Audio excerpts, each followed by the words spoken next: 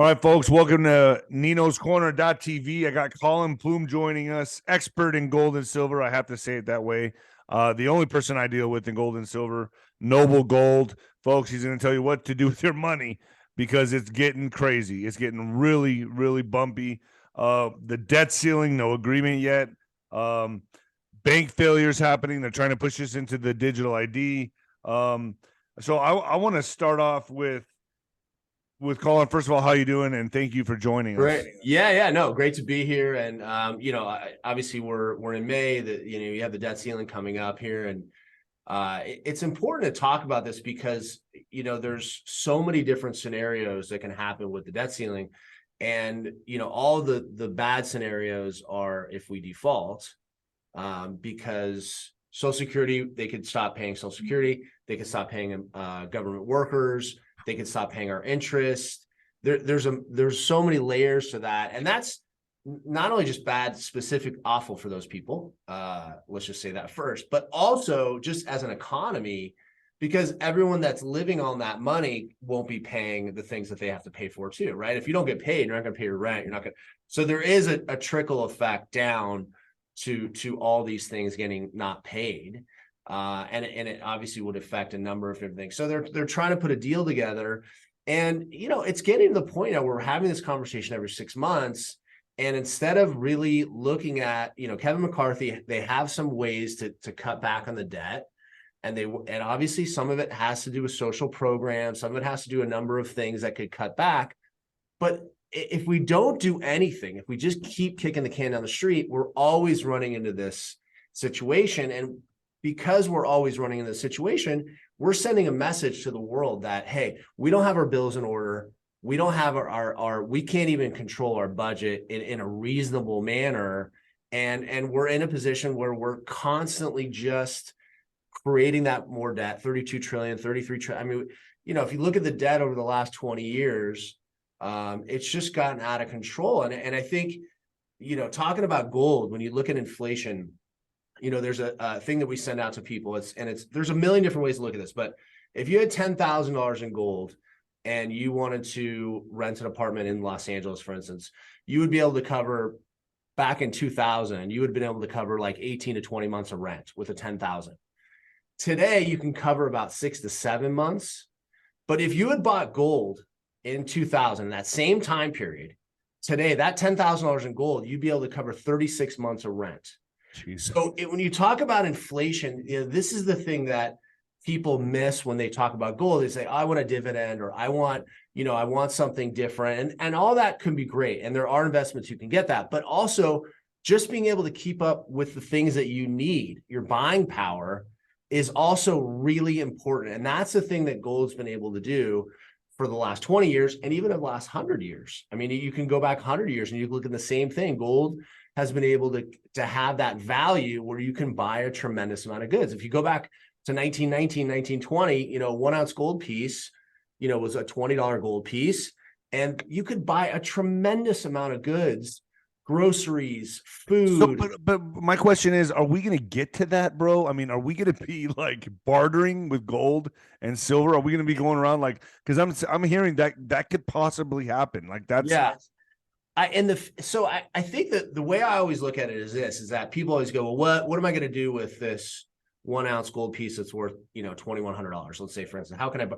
But if you look at the cost of things today, and let's say you had a 1/4 ounce gold piece, a 1/4 ounce gold piece is worth, let's say, $800. You could just pay your rent. Let's say your rent is $800, you could pay it. And because that's the thing that people always say, it's like, it's not fungible in a small amount, but nothing is a small amount anymore. You go out to dinner with your family, you're spending $100, you're going to spend $120. That could be a 3 or 4 ounces of silver. So yeah. it is fungible in a way, which means you can trade it. It's just not the way that people did it before. But absolutely, the things that people are buying every day could be paid with gold, or they could be paid with silver. This is a 10 ounce silver bar, right? So this is worth, we'll say $300, for instance. There's a lot of things that you and I are paying for today that are consistently $300. Right. And so this would cover that expense. So I think it's harder to make change. So right? how do you think this is going to run side by side when they bring in this digital ID? When the bank more, because I mean, we are expecting this year, like this summer, more bank failures. They're going to gobble up the regional banks. They're going to take those over. We're going to, and they're we know the plan of switching us to a digital ID. That's in the works right now. Yeah, and it's interesting about the banks because, you know, if you go back to 1929, there was 30,000 banks in this country. If you go back to 2009, there was like 22,000 banks, and now we're at like 4,200 banks. So we've really shrunk the amount of banks, and it's not a good thing for most people, because especially people that are in rural areas that aren't so close to things, they live with their bank is everything. They could be doing their retirement account with their bank. They could be doing their insurance through their bank. Obviously, all their bills, like they have different relationships than people in other cities. They can function in a lot of different ways. A lot of them are set up in the supermarket. They go to the supermarket. I know in Oklahoma, when I go to the supermarket, your bank's there, you get it all done, right? You get everything happening. These banks are sort of going by the wayside. And really the reason is that everyone has, you could overcomplicate it, but the reason that a lot of the banks are going to go, the regional banks are going under, is because mortgage rates are too high right now. They need those. That's part of their return. Regional banks need like homes selling, buying and selling, because they make fees on those. So right now it's dead, right? It's dead in the water. No one's selling homes. No one's buying homes. So they've lost a very significant income stream for those regional banks that they need. So until interest rates come down and we see more volume there, regional I know real estate agents that haven't even sold a home since last year. Yeah. Oh, yeah. No, so do I. You know, it's the market is completely dead.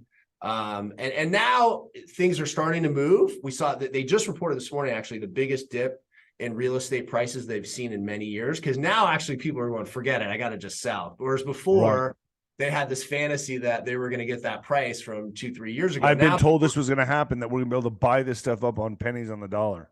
Yeah, and it's getting cheaper. I think there's a lot of places that went up kind of too quickly. A lot of states that, you know, home prices kind of really rose. And listen, there was an exodus to Texas and some of these states. But the thing that I've always said, as much as like, I get the tax reason for moving there, but the home prices in some of these states didn't really make sense. And my reasoning is that in Texas, there's still so much land that can be there. There's not that much difference being 10 minutes outside of town or 20 minutes outside of town in Texas, because there's no traffic like other places. So you could just go a little bit farther and get a house that's maybe a little bit cheaper. So they don't have that pull that other places do that have less land or less desirable land. So you're seeing places like Texas, the prices start to come down, and other places kind of come down a bit. But to go back to your original question, the digital age and how they're going to turn that over. The problem is, it's always going to come down to this, is that how do you get the Americans to trust this new central currency? How do they do it? And that's really what it comes down to. And even the world, BRIC nations saying they want to change to a new currency, and Europe saying we want to get away from the dollar. Great, sure. I'm sure you want to do that. But how do you actually do that? How do you find another currency that people will trust? The only way is to back it by gold or silver. But that's what they're doing. The BRICS nations are going to the gold back. I mean, they're getting away from the dollar. Everyone's scared of the dollar. They see America right now as like the crazy person dousing themselves with gasoline, lighting matches, and they're like, get away from them. Yeah. Yeah, and it makes sense. I mean, they should be scared of what we've done here in this country. And I think that, you know, when you have a massive amount of debt, the only thing that allows us to have this debt is that we're the world's reserve currency. But it's changing. Central banks holding dollars was at like 70% 15 years ago. Now we're at 59% globally. So it's starting to shift. We haven't got, a lot of people think we've gone down to 20%. It hasn't gone down to like 20% or 25%. It is trending in a negative direction for us. And that does hurt us. Having the ability to dictate what we can dictate by being the reserve currency is really the thing that's kept us as a strong country. So what we got to figure out here in this country, the thing we have to figure out is, how do we get in a position where we can figure out the debt ceiling, that we're not raising it every 6 months? So we have to make a deal. We have to eventually get our books in order and cut some things. That's the first thing we need to do. And the second we need to do is open it up, get interest rates down a little bit, and let business owners give some of these incentives that they've been giving to the wrong people, Give it to people that are opening businesses. And I'm not just saying like large corporations. I'm saying like regular small business owners. We need to empower them. And everyone's talking about empowerment, but we need to empower them with the tools and the ability and the incentives to go out and take some chances to create some businesses. And that's how we get out of it. That's how we grow the GDP. That's how we get out of it. You're right. That sounds beautiful, but at this point, my channel, my channel is all about the deep state war. We are at war with globalists that want to take this country down to a third world level, and they're doing it in real time right now. So everything you're saying, I agree with. I just don't see it happening because the people that are manipulating and controlling this country are taking it down. So people need to understand that we are in this war. We're in the middle of it right now, and we probably, I'm going to say we could, I'm 50-50 on this, but we're probably not going to reach an agreement with the debt ceiling, correct? I don't see it. It's hard. It's hard because, as much as politicians don't want to make any cuts because they make deals with people who they're in charge of, they also don't want to be the politicians in charge when they collapse our currency, which is in essence what they'd be able to do. So I'm hoping for the best, but I'm preparing for the worst. And it's interesting. So how do we prepare for the worst? Gold and silver. And I think that you look at what's happening right now. So we had a massive run up of gold and silver. We've had a sell off in the past like 10 days, but I think people are preparing for a massive run in precious metals. And I think a lot of it has to do with being prepared and being diversified out of different assets. And I think that the rest of this year is going to dictate how our economy is going to be for many years, in my opinion. And there's a few things that 100% are happening. Is that most jobs that aren't the jobs that we don't need are going away. And I think we've proven that. Also, office buildings and they'll be replaced with AI. They're going to be replaced with AI. They're going to have automation there to do that. So if you're in one of those jobs, you have to right now be thinking about, what do I need to learn? How do I need to educate myself through even YouTube or anywhere to get a job that can't be replaced so easily? Number two, the office real estate bubble is going to burst.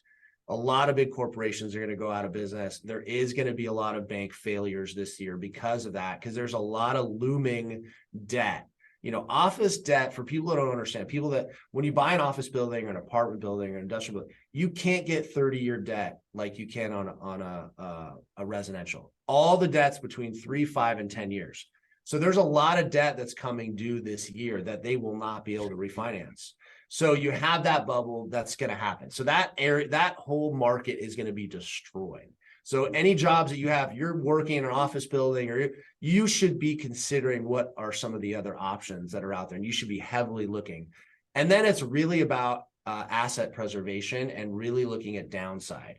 I don't think the equity markets are coming back this year. With the interest rates still being high, the Fed basically said they're not going to lower interest rates this year, even though they probably should, because inflation, no matter what it's still high, it's still scary. It's been coming down. Inflation has actually come down since its peak. It's not at 7.5%, 8%. We're actually closer to 5% now. Yet the Fed has sort of dictated that they're going to keep rates high. And in my opinion, the Fed's sort of the sadists of the world, that they've decided that they're going to destroy the economy, at least for a year or two, and kind of see what happens.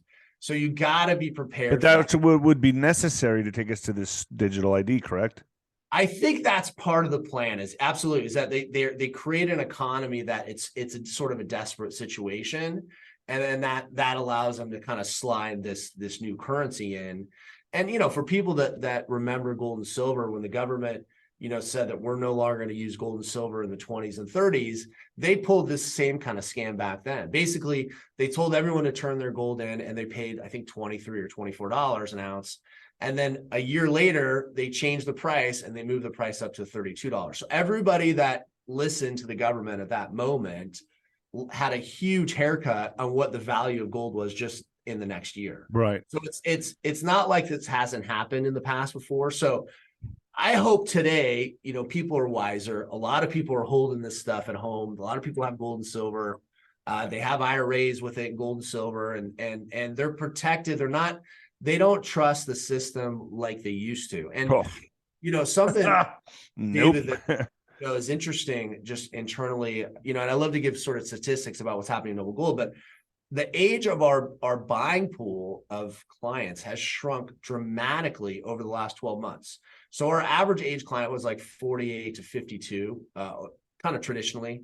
It's shifted by 5-6 years. So our buyer is getting younger, and sort of because even younger people, I think younger people that get out of college and can't get the job and have this massive debt, they're like, that dream for me is not a reality. And so they're even not trusting, the equity markets. They're not trusting keeping money in cash, and they're looking at gold and silver. So we've seen a big shift over the last year where younger people are sort of wisening up to kind of an old school.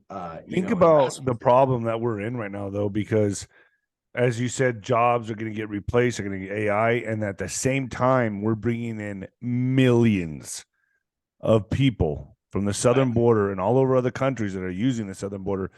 And what are they going to do? They have no job skills. What are they going to do? Yeah, so this is a massive. To me, this is a hit on America. We're in serious shit. That's the best way I can put it. And my question to you is, where do you see gold going from here? I mean, let's say that we reach no debt ceiling, that the complete, which I see already, it's a chaotic mess in America right now. Sure. Where do you see gold going? I mean, when I was buying gold, it was 1,800 an ounce. Now it's at 2,100 right now. You see it going to 2,300 this year? Where do you see it going? Hit 2,045 about a week and a half ago. We're sitting in the mid 1,900 range. So there's been some sell-offs. 2,000's like that new floor right now for gold. And I would say, like, when you look at history, when we had a lot of the crisis back in 2008, 2009, gold was at 800, 850. And then that 1,000 was kind of that mythical number that everybody sort of was like, oh, is it going to break? And so it kind of dipped below and above 1,000 for a while, and it sort of hit that. But then once it hit like 1,200 or 1,300, it never came back down. So I think that if history repeats itself, we need to get to that $2,200 to $2,300 range, which I think we will this year. And I think that's the range where it's like then 2,000 becomes that new floor. Because, I remember all those years when I was, selling gold, people, oh, it's going to go below 1,000 again. It's going to go below 1,000. Well, it's not. And it didn't. But I think gold, because, obviously a lot of the market is manipulated by people that are hedge fund traders and quick money traders. So they look at that 2,000, 2,050 number. So I think when it breaks its all-time high of 2,070 again, it'll probably go up to about 2,100. Then you'll have some people sell off. And then it'll kind of range around 2025. And then that, like I said before, 2,200, 2,300, that's the number it needs to get to kind of hold firm and have that 2,000 be the bottom. And Bank of America has predicted that. Goldman Sachs has predicted 2,300. So there's a lot of people out there that sort of are predicting that.